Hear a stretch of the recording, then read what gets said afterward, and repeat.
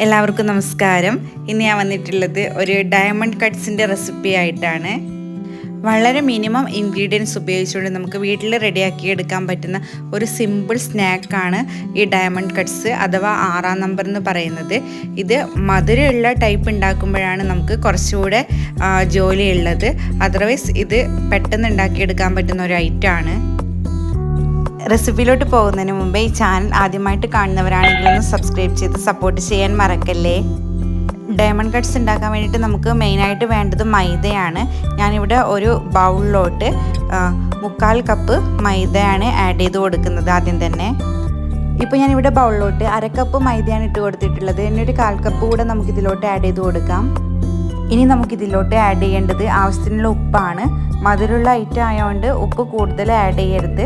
ഒരു മിനിമം ലെവലിൽ മാത്രം ഉപ്പ് ആഡ് ചെയ്ത് കൊടുക്കാം. അങ്ങനെ ഞാനിവിടെ ഉപ്പ് ചേർത്തിട്ടുണ്ട്. ഇനി നമുക്കിതിലോട്ട് കുറച്ച് നെയ്യ് ഒഴിച്ചു കൊടുക്കണം. നെയ്യ് അല്ലെങ്കിൽ ഓയിൽ എടുത്താലും മതിയാകും. 1.5 ടീസ്പൂൺ നെയ്യ് ഒഴിച്ചു കൊടുത്തിട്ടുണ്ട് ഞാനിവിടെ. ഇനി നമുക്കിതെല്ലാം ഒന്ന് മിക്സ് ചെയ്തെടുക്കാം. ആദ്യം ഒരു സ്പൂണോ എന്തെങ്കിലും ഉപയോഗിച്ചിട്ട് ജസ്റ്റ് ഒന്ന് മിക്സ് ചെയ്തെടുക്കാം. അതിനുശേഷം ആവശ്യത്തിനുള്ള വെള്ളം പതുക്കെ ചേർത്ത് കൊടുത്തിട്ട് കൈകൊണ്ട് നന്നായിട്ട് കുഴച്ചെടുക്കണം. സ്പൂൺ കൊണ്ട് ഞാൻ ജസ്റ്റ് ഒന്ന് മിക്സ് ചെയ്തിട്ടുണ്ട്. ഇനി നമുക്ക് കുറേശ്ശെയായിട്ട് വെള്ളം ഇതിലോട്ട് ചേർത്ത് കൊടുത്തിട്ട് മിക്സ് ചെയ്തെടുക്കാം. ഞാനിവിടെ തിളപ്പിച്ചാറിയ വെള്ളമാണ് ആഡ് ചെയ്ത് കൊടുക്കുന്നത്. വെള്ളത്തിൻ്റെ അളവ് കുക്ക് ചെയ്ത് കഴിഞ്ഞതിന് ശേഷം കറക്റ്റായിട്ട് ഞാൻ ഡിസ്ക്രിപ്ഷൻ ബോക്സിൽ കൊടുക്കുന്നതായിരിക്കും. നമുക്ക് കിട്ടുന്ന മൈദ അനുസരിച്ചിട്ട് ഇതിൽ ചേർക്കുന്ന വെള്ളത്തിൻ്റെ അളവിൽ ചെറിയ വ്യത്യാസം ഉണ്ടാവും എന്തായാലും. ഇനി ഞാനിത് കൈകൊണ്ട് കുഴച്ചെടുത്തിട്ട് കൊണ്ടുവരാം.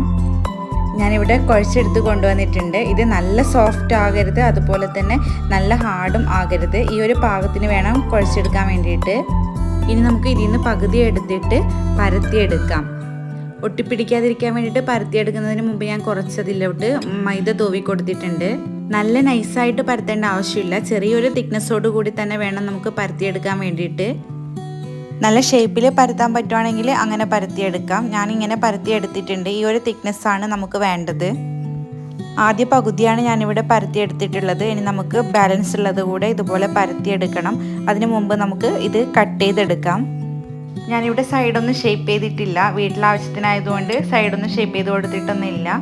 വേണമെങ്കിൽ നല്ല രീതിയിൽ സൈഡൊക്കെ ഷേപ്പ് ചെയ്തിട്ട് കട്ട് ചെയ്തെടുക്കാം.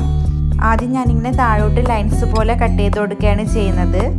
ലൈൻസ് പോലെ കട്ട് ചെയ്തെടുത്തതിന് ശേഷം ഇതൊന്ന് ചെരിച്ച് വെച്ചിട്ട് സൈഡിലോട്ട് കട്ട് ചെയ്തെടുക്കാം. അപ്പോൾ ഓൾമോസ്റ്റ് ഒരു ഡയഗണൽ ഷേപ്പ് നമുക്ക് കിട്ടും.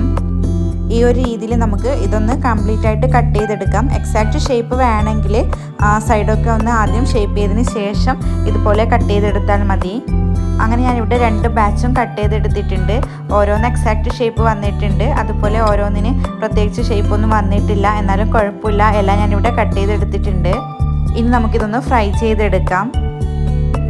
ഫ്രൈ ചെയ്യാൻ വേണ്ടിയിട്ട് ഞാനിവിടെ ചെറുതായിട്ട് കുഴിയിൽ ഇതുപോലെയുള്ള ഒരു നോൺ സ്റ്റിക്ക് പാത്രമാണ് എടുത്തിട്ടുള്ളത്. അതിലോട്ട് ഞാനിപ്പോൾ കോക്കനട്ട് ഓയിലാണ് ആഡ് ചെയ്ത് കൊടുത്തിട്ടുള്ളത്. ഫ്രൈ ചെയ്തെടുക്കാൻ ആവശ്യമുള്ള അത്രയും ഓയിൽ ഒഴിച്ചു കൊടുക്കാം. ഏകദേശം ഞാനിവിടെ 1/2 കപ്പിനും 1/4 കപ്പിനും ഇടയിലുള്ള അളവിലാണ് ഓയിലിപ്പോൾ എടുത്തിട്ടുള്ളത്. നമുക്കിത് ബാച്ചായിട്ട് ഫ്രൈ ചെയ്തെടുക്കണം. അപ്പോൾ ആദ്യം തന്നെ കൂടുതൽ ഓയിൽ യൂസ് ചെയ്യേണ്ട ആവശ്യമില്ല. ഓയിൽ തീരുന്നതനുസരിച്ച് വേണമെങ്കിൽ ആഡ് ചെയ്ത് കൊടുത്താൽ മതി. ഓയിൽ പതുക്കെ ചൂടായി വരുന്നുണ്ട്. നമുക്ക് ഇതിലോട്ട് ഇനി ഓൾറെഡി നമ്മൾ റെഡിയാക്കി വെച്ചിട്ടുള്ള ഡയമണ്ട് കട്ട്സ് ഇട്ട് കൊടുത്തിട്ട് ഫ്രൈ ചെയ്തെടുക്കാം. എണ്ണയിലോട്ട് ഡയമണ്ട് കട്ട്സ് ഇട്ട് കൊടുക്കുമ്പോൾ ഒരു ബാച്ചിൽ ഇടാൻ ഉദ്ദേശിക്കുന്ന അത്രയും പെട്ടെന്ന് തന്നെ എണ്ണയിലോട്ട് ഇട്ട് കൊടുക്കണം. അല്ലെങ്കിൽ നമ്മൾ ആദ്യം ഇട്ടത് പെട്ടെന്ന് കരിഞ്ഞു പോകാൻ ചാൻസ് ഉണ്ട്. ഫ്ലെയിം മീഡിയം ഫ്ലെയിമിൽ ഇട്ടാൽ മതിയാകും. ഇത് പെട്ടെന്ന് തന്നെ കുക്കായി കിട്ടുന്ന ഐറ്റമാണ്. നമുക്കിതൊന്ന് തിരിച്ചിട്ട് കൊടുത്തിട്ട് വേഗം എണ്ണയിൽ നിന്ന് എടുത്ത് മാറ്റാം. ഒരു സൈഡ് ഫ്രൈ ചെയ്തെടുക്കാൻ വേണ്ടിയിട്ട് ഏകദേശം 1/2 മിനിറ്റ് മതിയാകും. അത്യാവശ്യം മീഡിയം ഫ്ലെയിമിലാണ് നമ്മുടെ സ്റ്റൗവിൻ്റെ ഫ്ലെയിം എങ്കിൽ. 1 സൈഡ് 1/2 മിനിറ്റ് കൊണ്ട് ഫ്രൈ ചെയ്ത് കിട്ടിയാൽ നമുക്ക് മറുഭാഗം ഫ്രൈ ചെയ്യാൻ വേണ്ടിയിട്ട് 1/2 മിനിറ്റ് തന്നെ വേണ്ടി വരില്ല. കാരണം എണ്ണയുടെ ചൂട് ഇങ്ങനെ കൂടിക്കൂടി വരികയാണ്. അപ്പോൾ 1/2 മിനിറ്റിനുള്ളിൽ തന്നെ മറ്റേ സൈഡ് കൂടെ നമുക്ക് പെട്ടെന്ന് ഫ്രൈ ചെയ്തെടുക്കാൻ പറ്റും. അങ്ങനെ ഇവിടെ ഓൾമോസ്റ്റ് ഫ്രൈ ആയിട്ടുണ്ട്. ഇനി നമുക്കിതൊന്ന് എണ്ണയിൽ നിന്ന് കോരി മാറ്റി വേറൊരു പാത്രത്തിലോട്ട് ഇട്ട് കൊടുക്കാം. ഇതുപോലെ തന്നെ നമുക്ക് ബാക്കിയുള്ള ഡയമണ്ട് കട്ട്സ് കൂടെ കറക്റ്റായിട്ട് ഫ്രൈ ചെയ്തെടുക്കാം.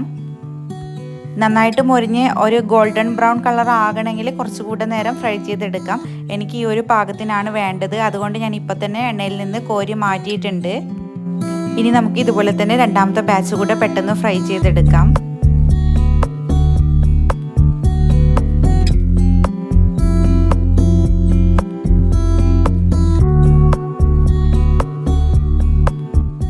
അങ്ങനെ ഇവിടെ last batch diamond cuts fry ചെയ്ത് കഴിഞ്ഞിട്ടുണ്ട്. എനിക്ക് ഇത്രയും ഓയിൽ ബാലൻസ് വന്നിട്ടുണ്ട്. പിന്നീട് ഇതിലോട്ട് ഓയിൽ ആഡ് ചെയ്ത് കൊടുക്കേണ്ട ആവശ്യമൊന്നും വന്നിട്ടില്ല. ആദ്യം എടുത്ത ഓയിലിൽ തന്നെ ഇത്രയും ബാലൻസ് വന്നിട്ടുണ്ട്. അങ്ങനെ ഇവിടെ ഫ്രൈ ചെയ്തെടുത്ത ഡയമണ്ട് കട്ട്സ് മുഴുവൻ ഞാനിവിടെ ഒരു പാത്രത്തിലോട്ട് മാറ്റി വെച്ചിട്ടുണ്ട്. ഇനി നമുക്ക് അടുത്ത സ്റ്റെപ്പിലോട്ട് പോകാം. പഞ്ചസാര പാനി റെഡിയാക്കി എടുക്കണം. പഞ്ചസാര പാനി റെഡിയാക്കി എടുക്കാൻ വേണ്ടിയിട്ട് ഞാനിവിടെ ഒരു നോൺ സ്റ്റിക്ക് പാനിലോട്ട് 1/4 കപ്പ് പഞ്ചസാര ആഡ് ചെയ്ത് കൊടുത്തിട്ടുണ്ട്. ഇതിലേക്ക് 1/2 കപ്പ് വെള്ളം കൂടെ ചേർത്ത് കൊടുക്കാം നമുക്ക്. ഇനി സ്റ്റൗവിൻ്റെ ഫ്ലെയിം ലോ ഫ്ലെയിമിനും മീഡിയം ഫ്ലെയിമിനും ഇടയിൽ സെറ്റ് ചെയ്തിട്ട് നമുക്കിത് പാനിയാക്കി എടുക്കണം.